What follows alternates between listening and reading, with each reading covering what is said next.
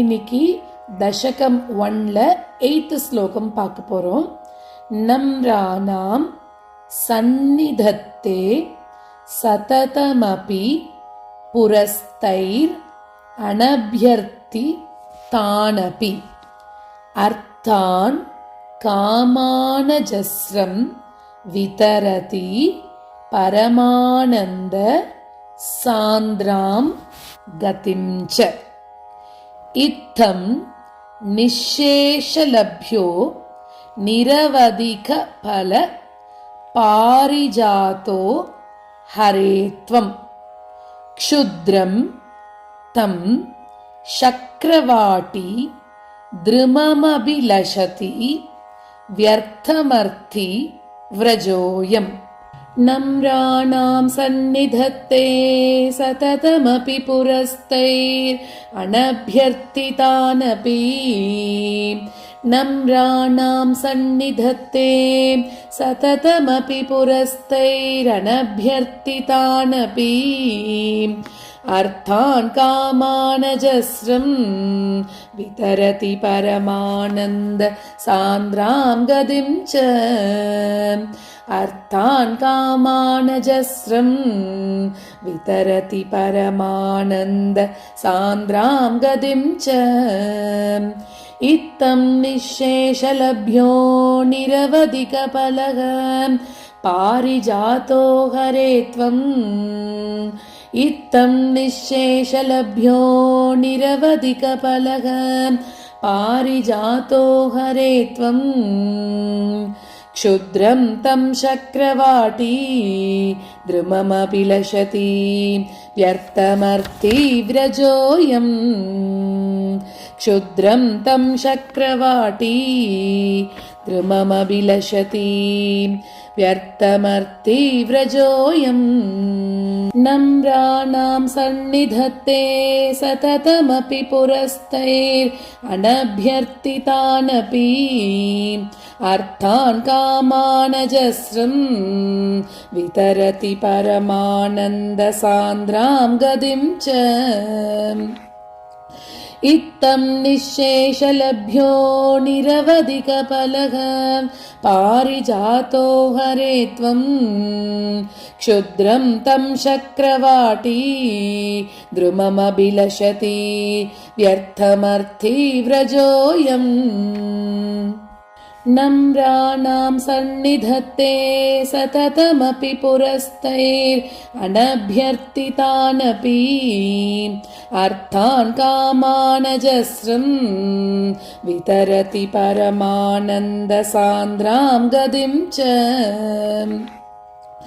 इत्थं निःशेषलभ्यो निरवधिकफलः पारिजातो हरे त्वम् क्षुद्रं तं चक्रवाटी द्रुममभिलषति व्यर्थमर्थी व्रजोऽयम्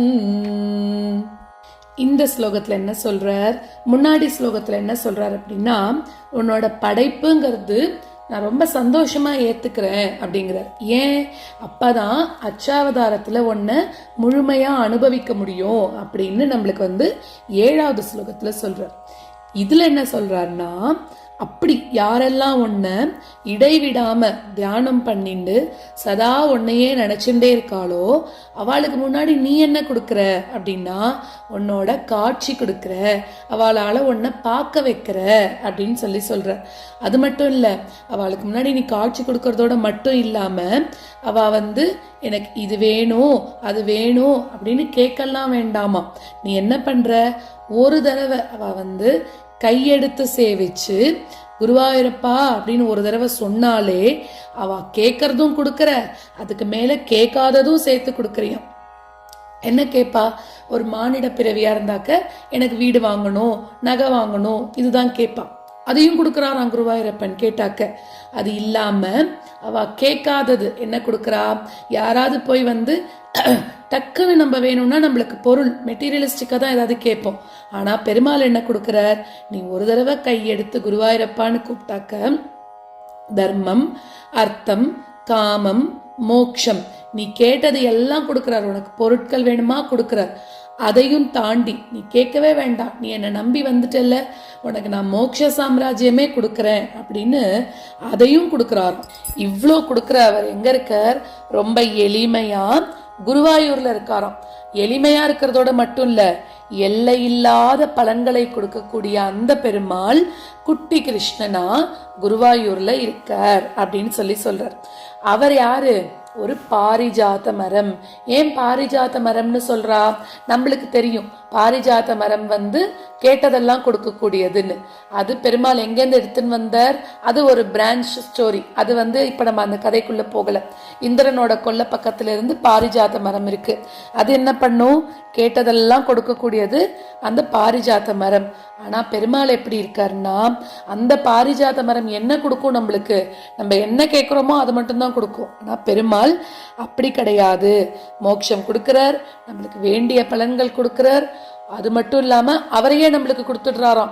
நம்ம கொஞ்சம் பக்தி பண்ணிட்டோம் அப்படின்னா தன்னையே நம்ம கிட்ட அர்ப்பணிக்க கூடிய அளவுக்கு அவரையே கொடுக்கக்கூடியவர் குருவாயூரப்பன் அப்படின்னு சொல்றார்.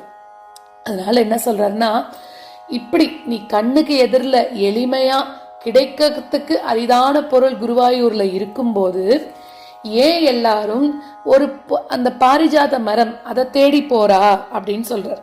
உண்மையிலேயே அந்த பாரிஜாத மரம் பெருசு கிடையாது.